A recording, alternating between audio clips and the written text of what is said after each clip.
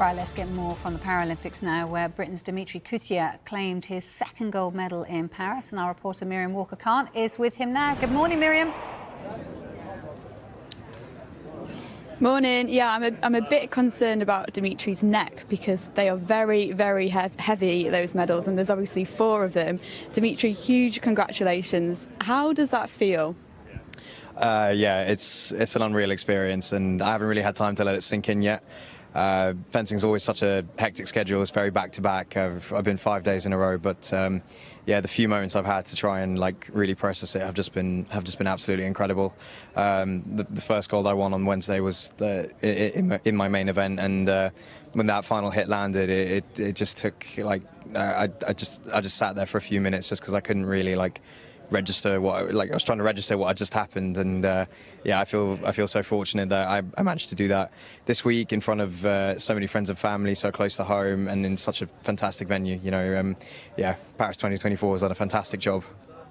Those medals must feel incredible after Tokyo because you had a brilliant collection there but no goals. So what did those 2 first golds mean to you?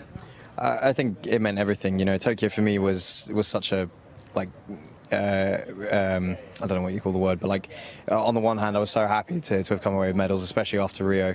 On the other hand, I was disappointed because I knew that I had a lot more to give and I could have done a lot better. And looking back on it now, at the time, I think I got the results that I deserved. And you always lose to someone better than you on the day, which is my opinion.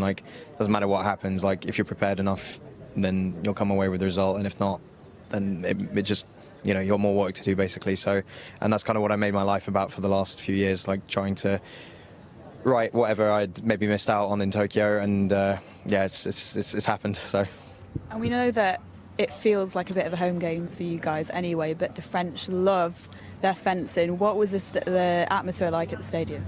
Again, incredibly unreal. It was just we're never gonna. I don't think we're ever gonna have a competition like that again. And I think very few people will have experienced a competition like that before, especially in fencing.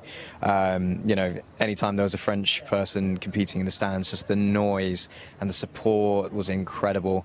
But also the crowd were absolutely fantastic. They really got behind people from whatever nation, whoever they liked, whoever they got behind, and yeah, it just felt electric to be competing there, whether you were competing with a French person in the stadium or not.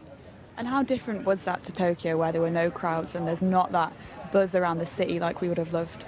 Yeah, I mean, it's the Paralympics, so no matter what, whether it's empty stands or a packed crowd, it's always going to be an incredible experience. But yeah, definitely this was a completely new element that I hadn't really experienced before. Rio was fantastic, but nothing quite like this. And yeah, just an absolutely all-round incredible competition, and one I'm so thankful to have been a part of.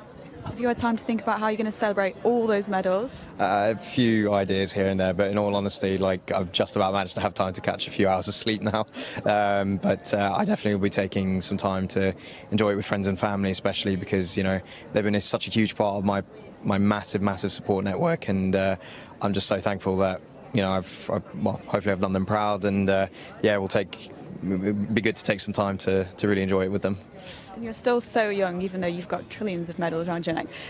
What does this next cycle look like in the lead up to LA, which I'm sure will be an incredible games that you've got your eyes on?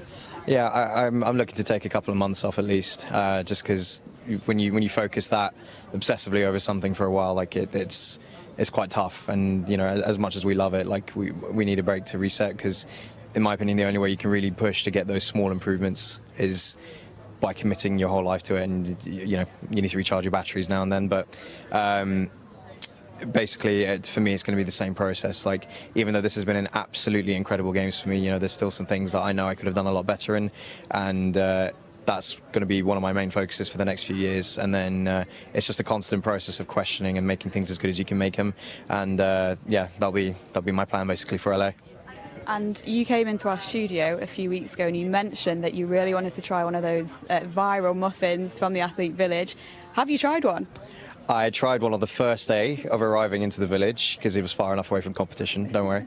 And I made a vow to not have another one because they were so good. And I knew that it's a potential competition wrecker if I get too hooked on them. But they're absolutely incredible. As my teammate Ollie said, they tick all the boxes. So yeah, I feel very lucky that I've been able to experience that as well. Okay, Well, you've got to go back to the village now and bring loads back. I'll do that. No worries. Dimitri, double Paralympic champion in wheelchair fencing. Huge congratulations and thank you for speaking to us. Thank you very much. We'll have more updates across the day from Paralympics GB House, and it's really sad because it's the last day and it's been the most incredible summer here in Paris, so we're all just a bit sad. Sorry to hear that, but it's brilliant for us to watch. Thank you so much.